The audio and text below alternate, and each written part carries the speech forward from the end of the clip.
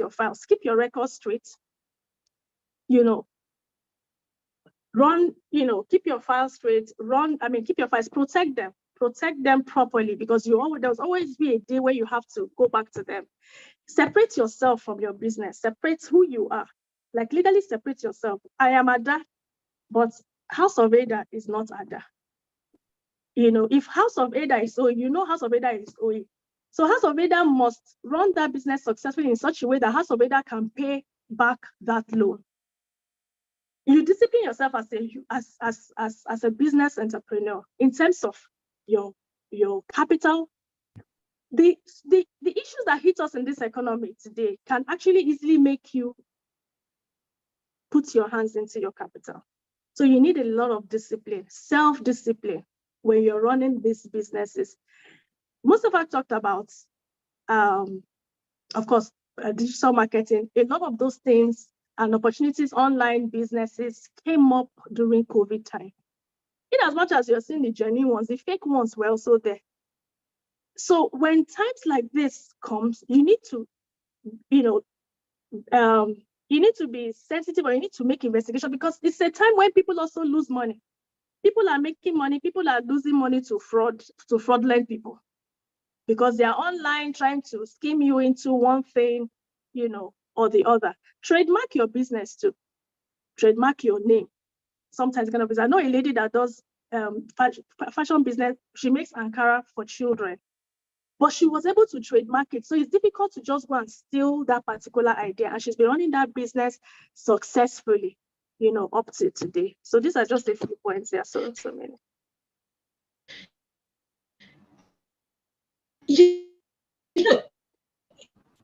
I hear you. Honorable, I would like you not to please leave the discourse, but you've said so much, and I know that the audience may be struggling. So I want to just put some order to it so that people can actually take their notes. You've said a lot, and I would like to drill further. And I'm going to risk management strategies. You spoke about business. You spoke about making sure that you protect your business. So knowledge of your terrain, make sure you understand who is real, who is not real. But I want first of all drill a little further into the product development, because I like what you brought out. Many times we find an opportunity as entrepreneurs, we dive into those opportunities, we run after them, only for us to realize that we left quite a few things undone. And that speaks a bit to product development. Let me quickly come to you, Mustapha. You're an expert in both product development and product marketing. How can someone who is an entrepreneur like Honorable be very excited about starting a new business and avoid some of these pitfalls as an expert yourself in product development? Mustapha, over to you. Okay, thank you so much. I've listened to her keenly, and I see a lot of things around product diversification. It is very, very critical. Essentially, we all know that the needs of customers keeps changing, or it keeps evolving. Let's take a look at the hair women wear today, and I apologize for using that. I recall while I was growing up, there used to be a Jerry coil. Right? Nowadays, you hear different style of straight bones and all that. You can see fashion in itself has evolved, right? So what that also means is that even among certain products, you see that there are different variations of that product that is available. Because I'll take another example, Coke. There's what they call Coke Zero. Different variation of Coke for people that want to take Coke, they want to have a taste of Coke, but yet, it doesn't have sugar. So in terms of product development, when you talk about sustaining your business through a resilient or anything that has to disrupt your business, it is very, very important. And I go back to my earlier point about adapting. Your product needs to also be able to be adaptable to the market. Adaptable in the sense that if you also take an example of what the Honorable Commissioner said around the jewelry business, of the way of positioning it, change the narration from a fashion to an investment portfolio. It's very, very critical in product development. And again, there's what we call differentiation in product development. What differentiates you from the person that is selling the same Ankara to another person that is selling another Ankara? Because both of you are in the same market. You need to have that uniqueness. She mentioned something around trademarking. Trademarking a product makes it unique to you. What will customers know about you? And one other thing that is critical, especially for big organizations and even for SMEs that are just growing, you need to be very conscious of research and development. Research and development is very key. Before you go into any business, understand that market. Know where your suppliers is. Know the raw materials that you need. Know the kind of raw materials that you need, because not all raw materials that are required that you need. Look at what she said around, imagine you have printed a lot of bags for rice packaging, and you go to NAFDAC, and NAFDAC say, hey, come here. That is not the standard. Right? So you need to painstakingly understand the items that drives your product development. In all of that, your customers are your king. You know that adage that says customers are king. They are truly your king because they are the ones that would accept, that will buy from you. If your product does not meet their need, they won't buy it.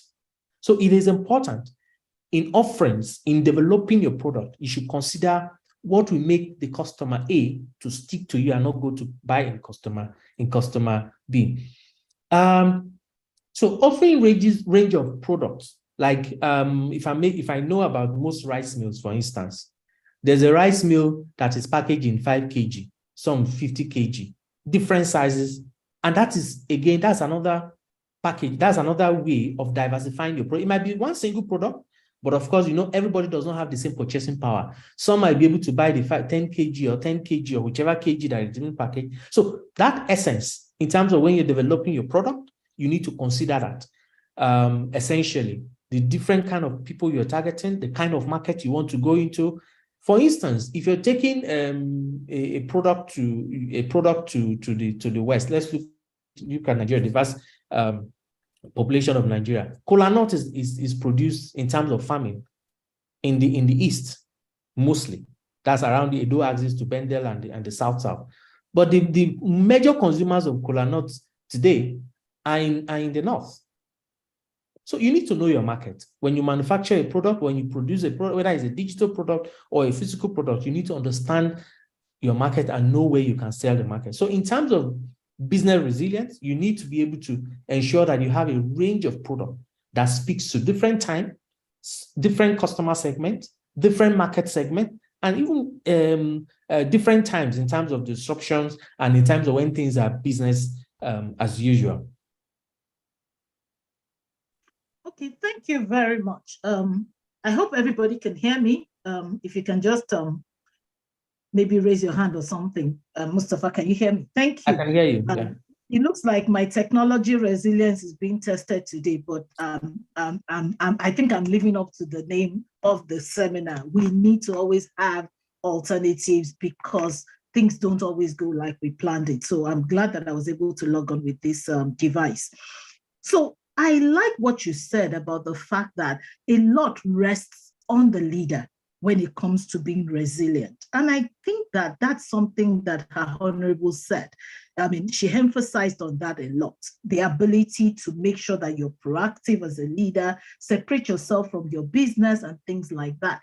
Are there ways, Mustapha, in your views, that a business leader can build, besides product diversification, are there ways that contingency can be built into the way you manage your business to make sure that you're ever resilient and able to, as it were, respond to the challenges that confront you? Is there a way technology can help you? Are there ways that you can plan your scenarios better? Oh, yes. First of all, I always start by saying we need to have a resilient mindset, right? Always imagine the worst case scenario and what can happen. And if you only understand the worst case scenario, if you're running a business as a leader or you're a business owner, or you're even a business leader or you're an employer, you happen to be on the top of firm of affairs, you need to have a set of team that have that mindset of working together, of ensuring that whenever there is a possible disruption, remember again that when Madam was speaking earlier, she talked about her team, her customers, and everything. And she made an example around saying that there are the tough times, they will stand with you and all that. Sometimes it's not the salary you pay them, right? It's about, them seeing themselves as part of the business. That is already we're already building a resilient structure or a resilient team. And in that scenario, you need to also be able to identify what are the potential risks that could happen in a business. Could it be a disaster? Could it be a cyber attack? Could it be economic downtime? All of us know in this country, today we have 4 parallel dollar rates. If you have a business that is dollar dependent, how do you navigate that, right? It's a critical element. You need to be able to beef off in looking at, especially you are setting your margin of profit. You need to be able to hedge that. To say inflation is 21.9 currently. If you are taking a loan this time around from a bank or from anybody that is giving you a loan, yeah, that's you are taking up more risk to expand your business. You need to be able to use that for the business so that it hedges you off the dangers of disruption or anything that will make you resilient. So that contingencies, creating a lot of contingencies around those kind of things are very, very important. And you need to develop a response plan. If XYZ happens, what should be the reaction? Right? If people are not able to come to the office, can they work remotely and the business is not disrupted? Can they still talk to your customers? When customers make a request, can they still talk? And sometimes, as a business owner and as a leader, you should be able to test your process. Okay, so I've identified the risk. I've done an assessment of what the possible risk could be. What will be the response plan? And how do I know if what I put in place will work? Yeah, I know of a time, a friend that runs a business, right? He runs a factory. And sometimes he says that they normally take the very harsh route to get goods delivered to the factory because he's testing in case there's a riot in a particular route because it passes through a very volatile environment. How long it will take them to keep manufacturing. And the thing about it is that his factory is so dependent, it's so critical that he cannot turn off, the cost of him turning off his engine or bringing it back up is as good as setting up a new factory. You test those scenarios and ensure that in case there are events that prevents you from accessing your factory, what other options do you have? Yeah. And of course, you keep updating those kind of response. You keep ensuring that people take up insurance, people take up different options as a leader to ensure that you're running your business critically. But effectively, technology and tools must be embedded. And again, you must embrace data. You can't just be taking emotional information. Understand your business trend. What time of the month, for instance, do you sell more? Which market embraces your business more? You need to understand that so that the day you have excess, the day you produce excess, you know the market that can absorb you, or you know the supplier that will always help you. And the only way you can know is that you know your numbers, you know your business numbers, and you are taking informed decision, as a leader of the business, as a business owner in that business. Thank you so much, Mustapha. You've again touched on a lot of salient things. I like the fact that you said, make provision with your profits. There's a saying in my language that you shouldn't eat with your 10 fingers. It's not literally sticking your 10 fingers in your mouth.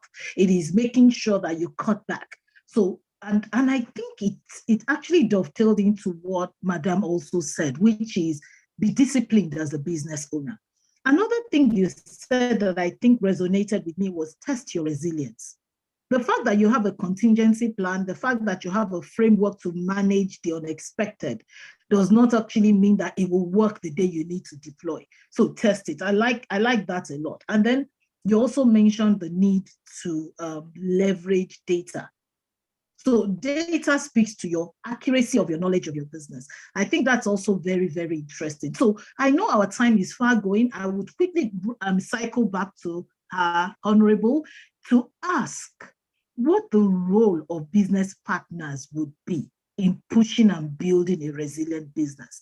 Apart from your customers, apart from your direct employees, do your suppliers, for instance, have a role? Does the government have a role? You touched earlier on, Madam, on how people are waiting for government support when they hit the roadblock. What role really should the government play in helping SMEs become more resilient? Over to you, Madam. I like to, I mean, time is running fast, but I'll also bring something very important that Mustapha said into this, with the example with the rice, towards the rice mill. One particular area where government can help is access to funding, financing. It's a critical problem to us, to SMEs in Nigeria. Sometimes, of course, when we call people, we'll have business development services, we'll have trainers who we engage to train these SMEs, prior to giving them funding, either from the ministry or from the development partners. But we get them to train these people, of course, on how to use this money, how not to mismanage it, all that kind of thing, bookkeeping and all that, in the business. But government on its own, need to, especially people that are custodians or manage these funds that are even available, Sometimes I say so many things at the same time because as I'm saying something else is coming up. But like I said, access to funding is really, really important. The interest rates can really affect people in terms of taking loans. Even when you find out that one bank is telling you a single digit interest rate, by the time you add all the charges, all the fees together, it discourages those people, and they're not able to go for these loans. Or even when they go for these loans, at the end of the day, they are not getting anything really, getting any major profit back into their business. So government can actually help. Institutions can help by reducing these rates. Government can help by creating more access to funds, making it easier, making the process easier, even for these SMEs to get these loans. Then even for organizations or for institutions or for ministries where they have people who manage this funding, let the decision makers make sure that they actually put in people who can be trusted. Because it's one thing to be hard to manage money under you, and it's another thing to have somebody who you can trust to actually disburse it the way it's meant to be disbursed. That's why you find out that when money comes in, sometimes it's diverted. You hear things about corruption. Money that you're supposed to give to SMEs, they will divert it either through their own personal channels. So trust is important. Decision making on who you put in charge of those ministries or financial institutions is very important. Government agencies and all that. We'll talk about infrastructure. Of course, government can really help by providing good infrastructure, creating a good enabling environment for investors, to come in. We'll talk about registration policies like CAC, NAFDAC, the SON. Sometimes you realize that even these people who are supposed to make these things easier, government should always make sure that those people that are in charge are actually doing the right thing. The turnaround period of delivering these certificates sometimes is discouraging. That's why, like in the Ministry of Arts, we have what we call the one-stop shop, where we make it easier for you. You come in, you can get your NAFDAC at the official rates. Somebody is not trying to extort you from outside, and then you get it within a few days. With the right documents, you get the NAFDAC number. So government can actually help by making sure that those in charge see that these things are done in a good turnaround time. I don't know if I've answered exactly what you want, or you want me to actually talk about. Yes, you have, to a very large extent, actually. I mean, I was also looking, at the end of the day, you're very on point. Many SMEs do not have the right, should I say, collateral or the asset base to access funding on their own. So initiatives. And truth be told, you touched on something, even though I don't think we can delve into it here, but it is good to put it out there for the likes of Pearl Mutual in engaging with government agencies to ensure that the right people that understand the pain point of SMEs and honestly have they have the attitude, the right attitude to make it happen. They should be the ones in place. And then you touched on infrastructure. To be honest, I know that power can be a major challenge. Road networks can be another challenge. The congestion at the port, we could go on and on. Then you also mentioned regulatory framework. You touched on taxes earlier, and I do agree with you to a large extent that these are things that will definitely help us as small, medium enterprises to be able to do business better in this environment. Thank you so much, Your Honorable. I wanted to say something. Yes, please, go ahead. Yes, one of the ways government tried to help, example, in like the food chain business, like the rice. If you remember, there's a time they had the rice pyramid in Abuja, where all farmers brought in, paddy, and they gave it at a very subsidized rate to help millers, isn't it? I was part of that project in the sense that I was part of the people who bought this rice. I was excited that I was getting paddy at a very cheap rate. But guess what? By the time we got to the factory, we realized that we're losing almost 50% of the value of what we bought. It was in a very, very bad shape. So here are SMEs trusting government to giving us something as a subsidized where we're going to make money. Do you understand? And then you get to the factory and actually realize that it would have been better for you to just go to the open market and buy. Government has tried on their own, but what happens to the farmers who are now taking advantage of what government is trying to do for the people by now exploiting the people, putting in a lot of chaff in between this? If not for the resilient spirit I had, I would have been discouraged. Some people didn't make anything out of it, but I pushed through. I made sure that I produced it like that. It was hard to sell initially, but you know what? I kept it. He said there's a time, observe your market. Know at the time of the year when you're going to make profit. I knew somehow by the time end of the year is coming, people will start buying rice for end of year, for whatever. Okay, so we had a challenge, but the color was bad, because of the bad products, right? But the good thing was that the taste was good. We went, it was real local rice. Do you understand? The natural one that people who really want to eat healthy will want. So I started marketing it based on that. Guess what? By the time we finished selling, people were now looking at it. Tomorrow, people are still asking for that so-called rice that was bad, that didn't have the right color. So we had to make something good out of the situation. Honestly, if there's anything I personally have taken away from you, madam, it is the fact that every bad situation, this is the second time you're talking about a bad situation that you turned around. So every bad situation has in it an inherent thing that we can do to make our businesses get better. So really and truly, I'm encouraged. I mean, you've done it not just once, not twice. You did it with the jewelry, you did it with the Abia shoe factory. Now you've done it again with the rice. So there must be something that is inherent in being resilient, even as an individual, that makes you able to survive whatever the environment is throwing at you. Thank you so much for that. So because I know that questions have started dropping, I'll just quickly go back to Mustapha to speak about, everybody talks about big data. They talk about big technology strategies.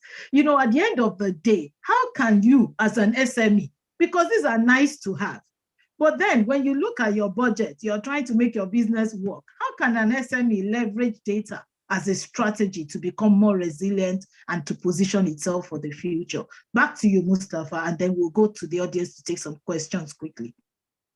Okay, so thank you for that question, and very, very good. The truth about it is you don't have to own everything. You don't have to own everything, and that is why collaboration is very, very key. You need to be able to work with like minds, know the people you are within the same industry. Data, particularly, it's very, very important when you collaborate. It means that you're able to share information, share knowledge. Sometimes even some government programs or SMEs are done as if it's a secret code, right? Until you have somebody in the inside that have the information that shares it, I even know how to go about the application, you wouldn't know. So as an SME, you also need to be able to open up to access, to collaborate with people of like minds, people that have the same interest. And there are several forums. Like, for instance, your own speaking environment, the pair mutual. I know the kind of work you guys do for SMEs. I would love that SMEs are interested in this kind of information, in this kind of forum where they come together to get information, have access to knowledge and all that. If you do not come together, you can't even have access to data, whether it is big or the small data. Yeah.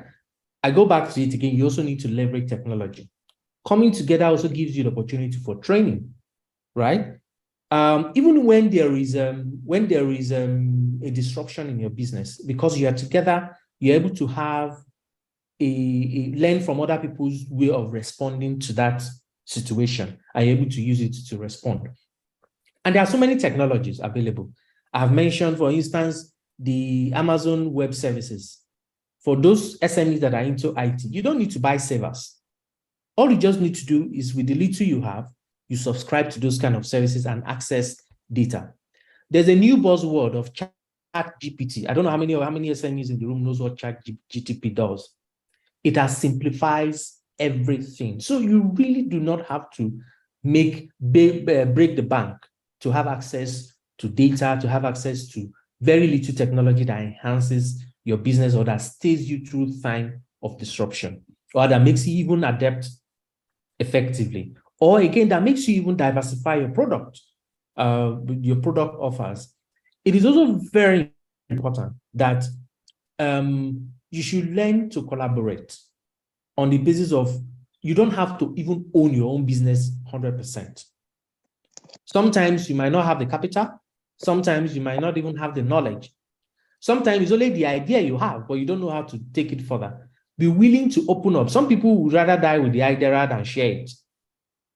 But yes, you need to be able to trust the person you're sharing it with, to be able to develop it, and you work together to have it. So access to data or technology really is the fact that if you're able to collaborate, identify the right partners, you will have access to enough information to guide you through your business, and also be able to open to learning.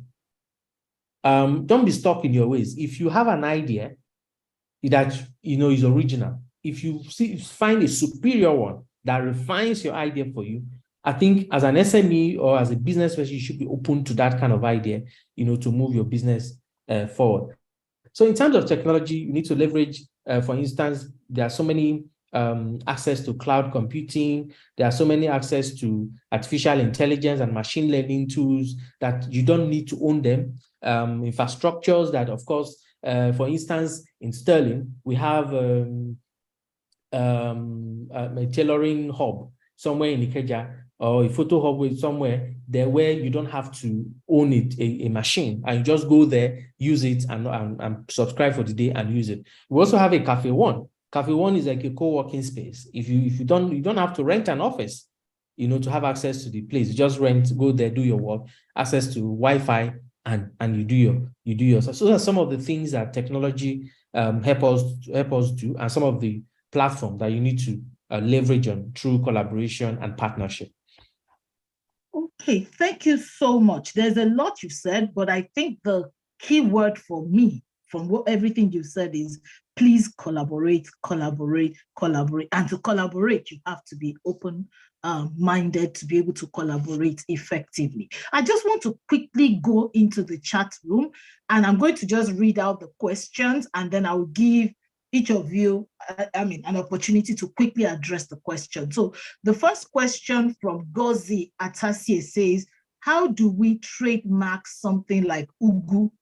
or do we trademark the business name? I'll just go through everything, and then I would give each speaker maybe 60 seconds to please just quickly address some of the issues that have been raised. The second person is Daphne Peter.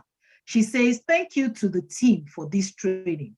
Please, I'd like to know if there are specific strategy peculiarities when running a business that offers services as opposed to goods, or is it the same stroke for both? In other words, everything you've been saying, is it interchangeable between strategy and goods depending on your business focus? Again, someone who used an iPhone says, thank you so much, Adaku, for sharing your experience. Then Gozie Atasie says again to everyone, what is the need of registering with SMEDAN? What are the benefits that you can get? I know Adaku mentioned things about government agencies. So what essentially does SMEDAN offer in terms of benefits for SME? And Zayda Halma says, what are the processes in setting up a business as an SME? So in other words, what processes does she need to take? I think some of these questions might be questions that Pearl Mutual can also reach out, especially those ones that are based on processes. So maybe we would allow, if you can drop your phone number or your email in the chat box, I'm sure Pearl Mutual can assist with processes and the needs for registering. But I will go back to the speakers briefly. I don't know, anybody can go first. Honorable, do you want to go first?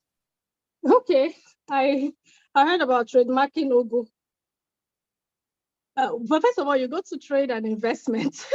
The Ministry of Trade and Investment, they have a department there in charge of trademarking. They will tell you the kind of services they can trademark and the ones they cannot trademark. They will ask you. So I really don't know if Ugu falls in one of those categories. That I don't know how you can actually trademark Ugu when a lot of people are selling Ugu in the market. But I think it depends on what you're using Ugu to do. If you're repackaging it into something else, maybe based on that, they will see a need why they will trademark it so that somebody else will not steal your idea. So I think it depends on what you're actually using Ugu to do. And what is the need registering with SMEDAN? What was the process registering with SMEDAN or something? Registering your business with SMEDAN. For SMEDAN, for us, like SMEDAN is like it's like an agency that provides opportunities to SMEs, So like for us, we use them, either they contact us when they have opportunities for SMEs, when they want to either give out money, or they have products like materials or machines, and so they want to give out, not necessarily finance, opportunities to market opportunities, like when trade fairs are going on somewhere, just like Afreximbank or other organizations like that. It's not like you register your business and then automatically they're giving you money. And they work through different ministries like that, just like they work with the Ministry of SME. Of course, process of setting up SME business. In terms of registration, you mean what do you need to do? Is it in terms of making product research? I think that person dropped their contact, so maybe Pearl Mutual can actually probe a bit better. I think the last question has to do with everything you've said. Is it equally applicable to products and services, or there are certain nuances that differ depending on whether you're a product producer or you're rendering services? Well, so there are different peculiarities. Things, guidelines and rules to different businesses. So what works for products and services, of course, may not work for somebody who is in the manufacturing or production line, So you need to find out exactly you need to make your own research. Find out exactly what you need for this particular line of business you're going into. Some of them, of course, you find out that you can use one strategy for both, but it doesn't apply for both all the time. So you need to actually know, if I'm going to do products and services, what are the things that I need? It's more like getting more training in whatever area, whatever it is that you want to do. You can't say for this, you use it for that, that use it for this. They might have some similarities in between, but you need to make yourself available for training. Thank you. And you cannot but emphasize that actually, because at the end of the day, one thing you do not want to do is walk through the marketplace with your eyes blindfolded, and training is what helps you. Yeah, let me make a point to that. I was actually coming, so please, you have the floor. Okay, when you look at products, I think if I get the person's question, it's trying to say a physical product from a service product, for instance. If you are in the business of IT, that's more like a service product. If you're in the business of manufacturing, where you have at the end of the day, your final product to the customer is biscuits, for instance, you are so dependent on supply chain logistics. There's a lot of logistics on that. And technology can help you in a lot of ways on that perspective, because tracking a vehicle that carries your goods that is going to Abuja is very critical. You need to be able to have that level of infrastructure that gives you an insight where the driver, because if the driver is not there at the right time, he needs to be there. It means that your customers or the person that you need to supply to, it will be dissatisfied. So in terms of the nuances of physical product to a service product, yes, there are differences. Because while a service product is for instance, financial services, for instance, if somebody comes, you can do financial advisory, you can extend loan, you can sell other kind of services. You can deliver those ones digitally. But if it's product that is physical, you need to deliver it. So your product in that instance is solely dependent on supply chain logistics. So you need to take, that's just an example, you need to take your supply chain and your logistics very, very critical. If you do supply in Lagos here, you know that one factor you must consider, Agbero factor.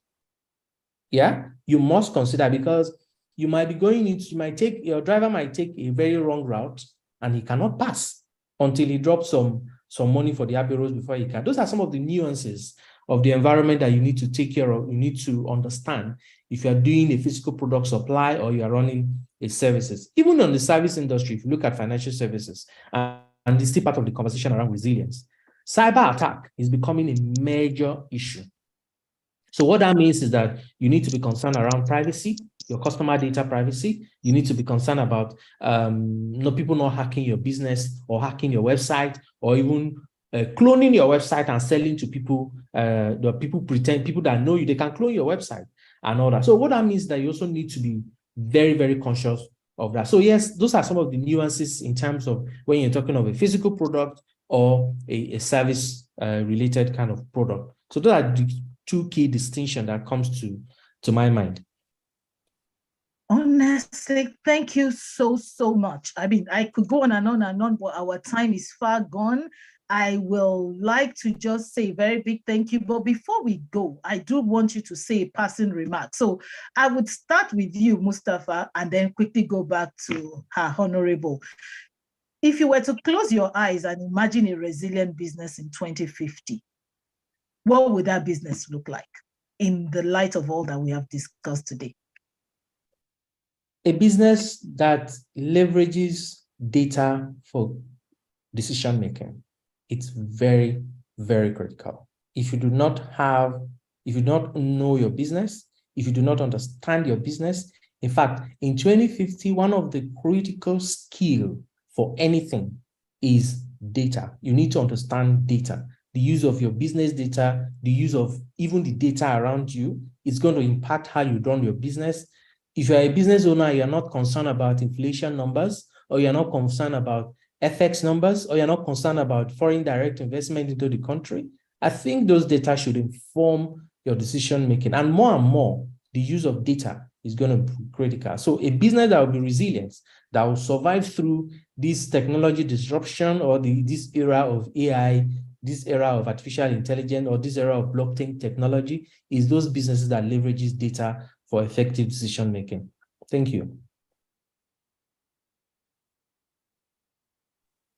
I hope I'm not lost again.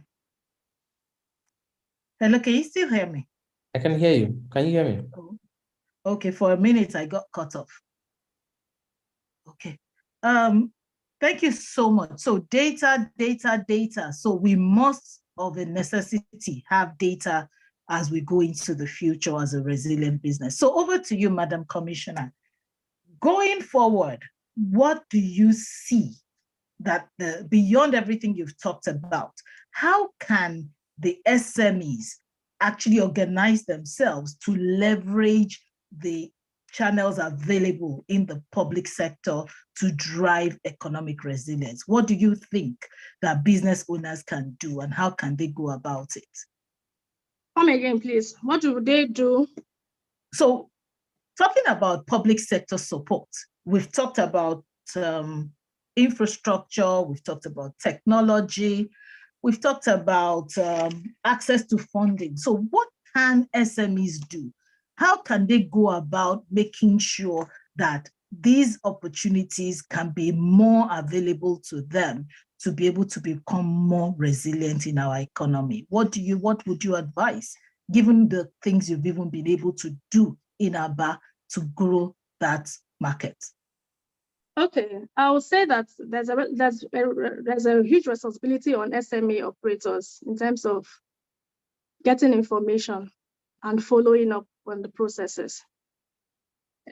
Sometimes we pass informations, you need to do this, you need to do A, B, C, D to get, through probably maybe some funding.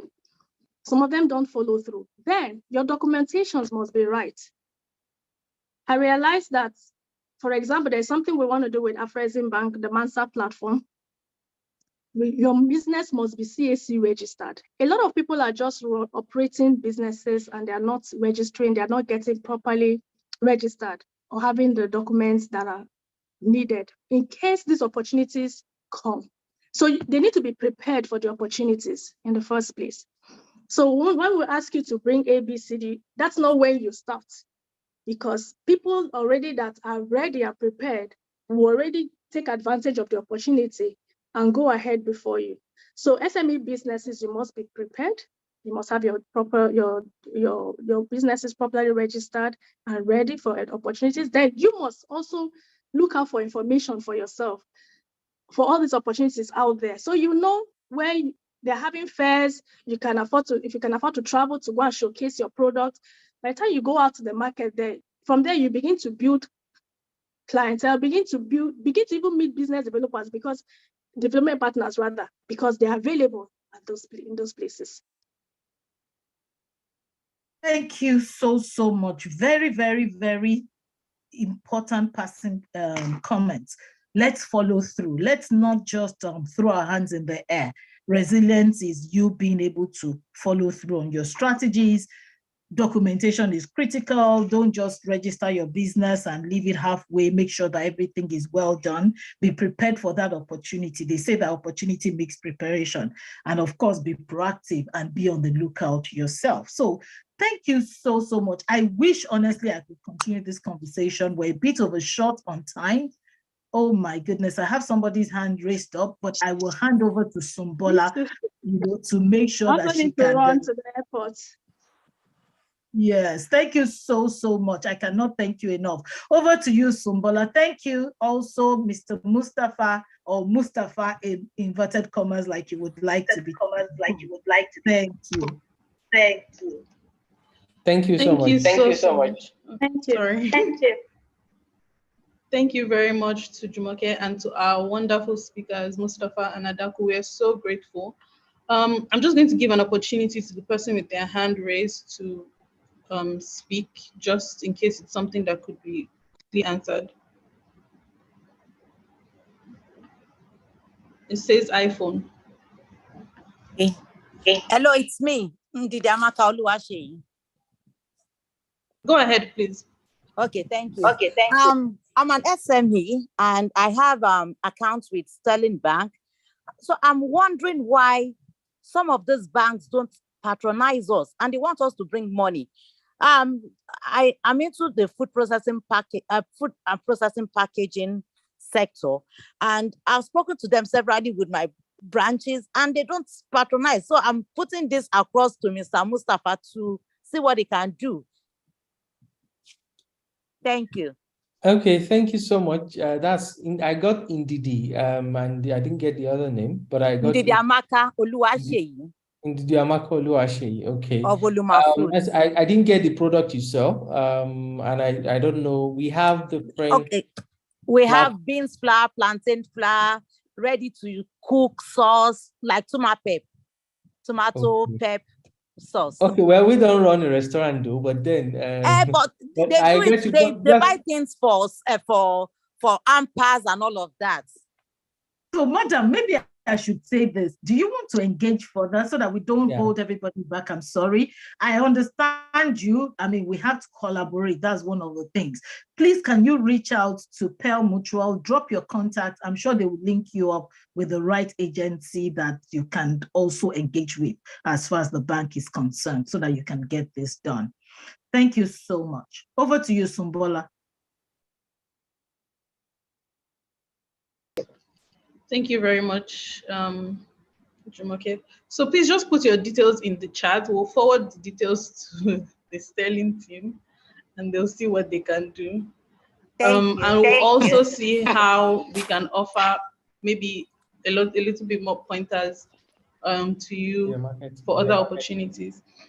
So thank you very much. Thank you once again to our speakers. We're very grateful. We do appreciate you taking the time to be here. And we appreciate the wonderful insight that you've given the attendees today. So I'm going to hand over to one of our analysts right now, Oyindamola, and she's going to speak a bit more about what BridgeAngels is and how BridgeAngels helps SMEs through finance. So Oyinda, you can take over now.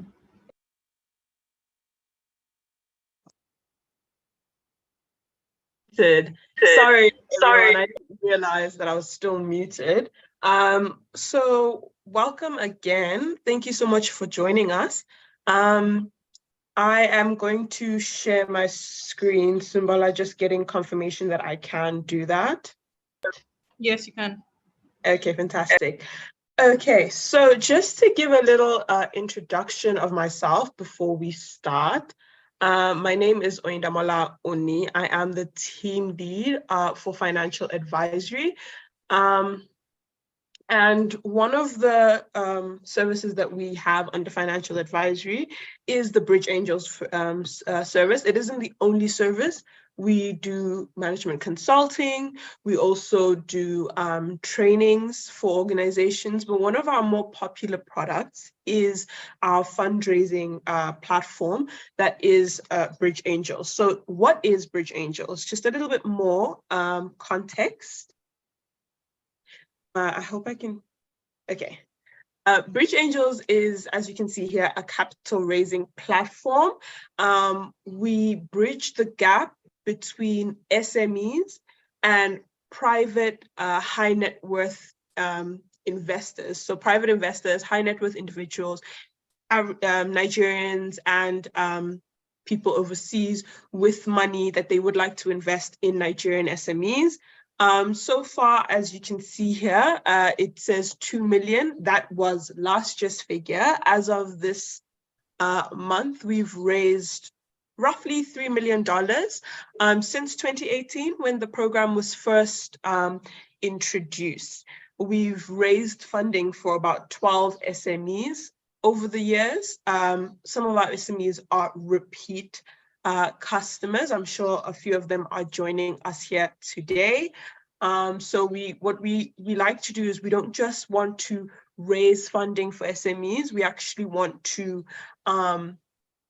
build relationships with these people, build relationships with businesses, help them not just with fundraising, but also with business incubation.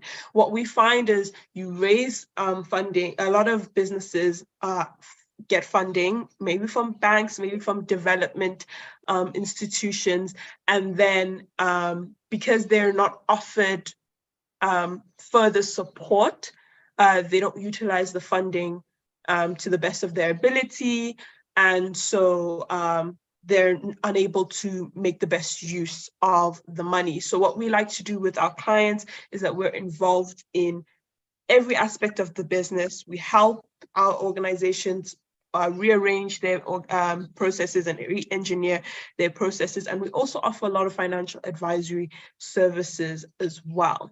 So the main type of funding that we do provide is working capital. So that is anywhere between 3 months to at most a year.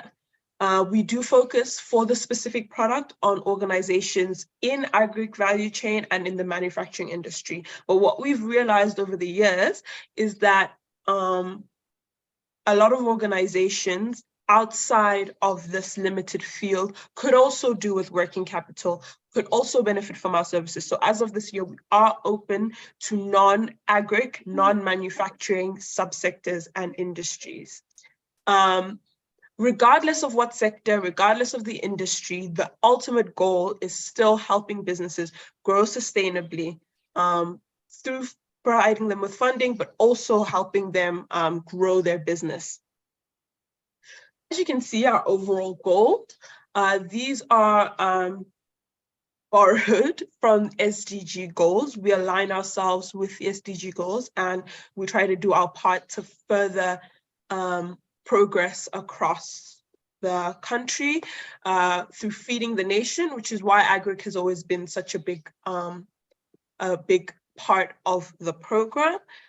We are very passionate about the agri sector because it does address food shortages, as well as the need for better processed food within our own country. As well as within the country, we also help our organizations grow their businesses to grow export revenue. A lot of our organizations actually do trade commodities and do business with countries outside of Nigeria, such as Turkey, India, the US, and so on. We hope to reduce economic disparity by also encouraging our SMEs to employ more people, employ people from previously disenfranchised groups, and we also try to increase indigenous export influence. So who is this for ultimately? As I said, these are some of the industries that we have worked with. However, we are looking to branch out of these specific subsectors. But as you can see in the past, majority, about 75% of our portfolio has been taken up by SMEs in the agri value chain in the past, but we are open to other industries as of this year. So what is the process? How do you go about raising funding with BridgeAngels? So the first thing is that you request for it. Right? So this can happen one of two ways. You can email us or you can call us. I would like at this point for Temitope, if you're listening, could you please drop your phone number as well as your email in the chat for anyone who's interested so that they could contact you. But basically you contact us, you let us know that you're interested. We will set up a meeting. If we believe that there are opportunities of further collaboration between our two organizations, we will request that you send in a formal funding request letter. The next step is that we investigate your organization. So we do carry out our due diligence. This can be quite a process. We are going to require a lot of your documentation, a lot of your proof of registration, proof of incorporation, financials, and everything that would allow us to do our own credit risk check and due diligence on behalf of our investors. Just keeping investors safe throughout the process is also one of our major goals.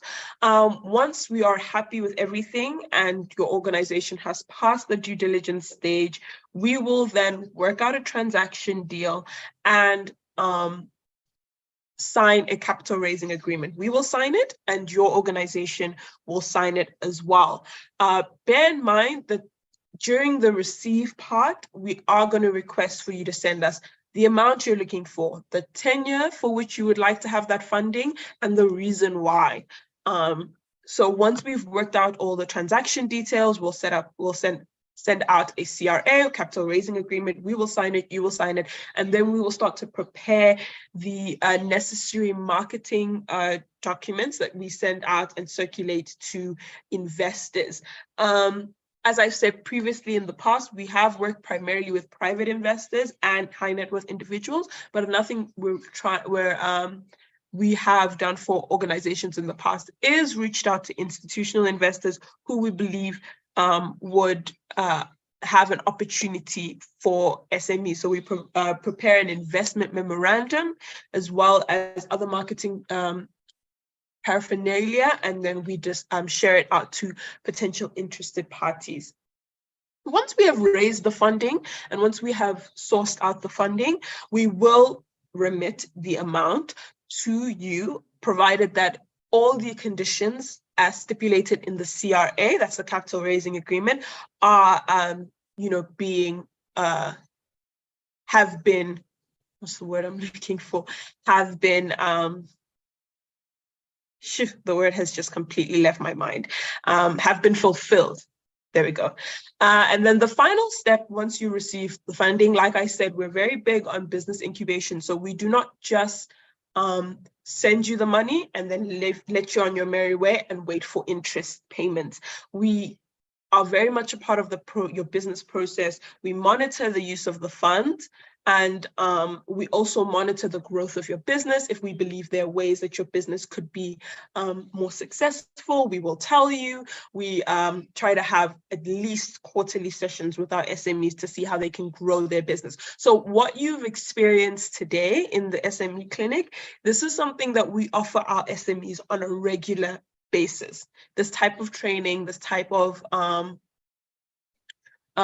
advice, this type of service. And then obviously at the end of the period, after the investment has reached maturity, we will send that money back to investors on your behalf.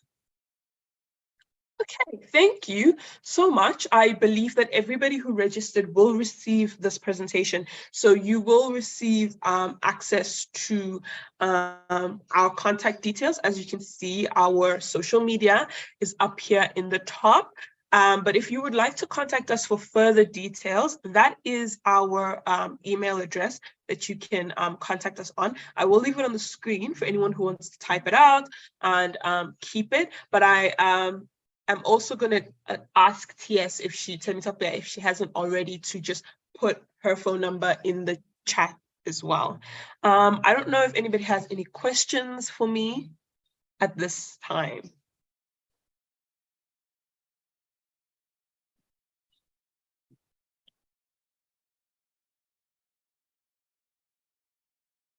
Okay, if there are no, hold on, maybe there are questions in the chat, let me not. Okay, thank you so much. I see some people have shared their phone numbers as well. I am going to copy that and just send it through to Sumibola. If you could just take, or rather, let me send it to Temitope. So Temitope, I'm sending you phone numbers right now. If you could just make note of those as well. So if that is all, I'm gonna leave a few more seconds, just if anybody has any questions, feel free to unmute yourself, or you can just type the questions in the group or in the chats so that I can address them there as well. TS, I've sent you those contact details just for you to hold. Thank you. Okay, sure. So if there are no other questions for me, this is where I dip out. Thank you so much for taking the time to listen to me. Thank you very much, Linda. So I'm going to just reiterate that you do get a certificate of attendance for joining us today. And I'm posting the link in the chat now, so you can so that you can let us know how you want your name to be displayed on your certificate. You do have to fill this form out, even if it's the same way you have posted it in filling the registration form, because the certificate of attendance is strictly for people who actually attended the event, not everybody who registered. So please click the link and put your name the way you want your name to appear in the chat, and you get your certificate in your email. Also, for the first time, we are offering 3 businesses the opportunity to win a free consulting session with the analysts on our team. That consulting session is targeting 5 areas, which include strategic expansion, finance, your human resource capital, your human resource management, leadership and succession planning, as well as your production or operation processes. To win this session, when you fill out the form for your certificate, just indicate if you're interested in the free business consulting session, indicate if you're interested in the giveaway.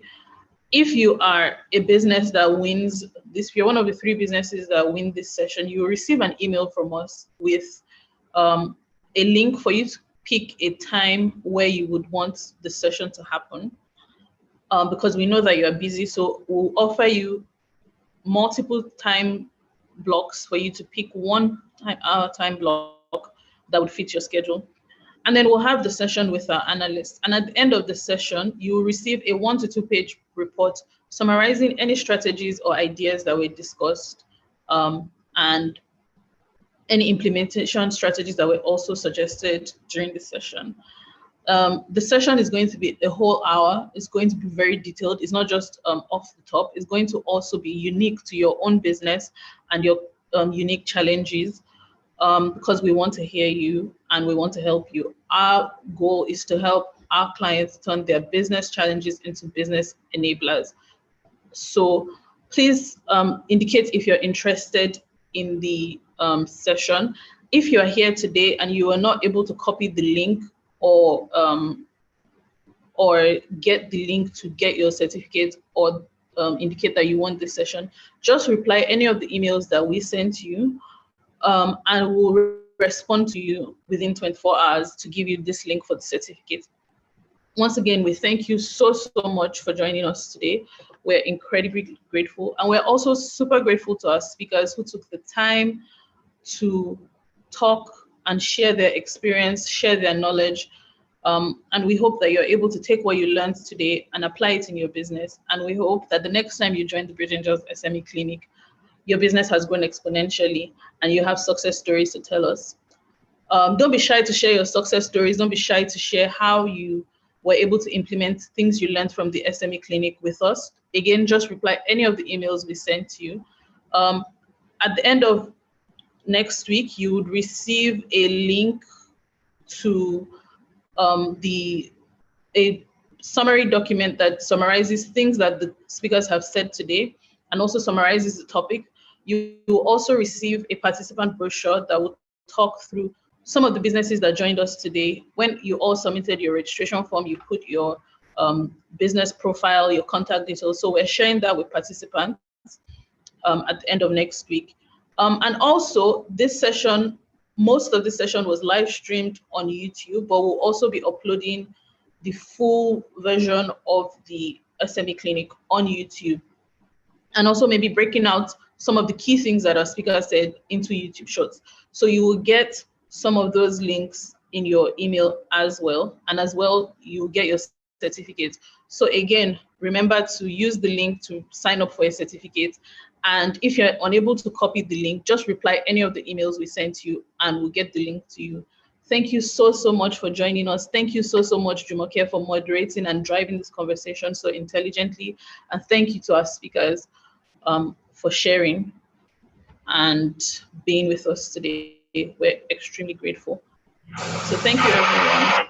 See you at the next question. Thank you. Thank you very much. So we hope to see you all at the next SME Clinic, which will be at the end of the next quarter. Thank you, everyone. Bye. Thank you for joining us, Peter. Thank you. And you can ask us questions through email as well. Like our managing partner says, we talk for free. So send us text messages or emails, and we'll reply you if you have any questions. Thank you very much, everyone.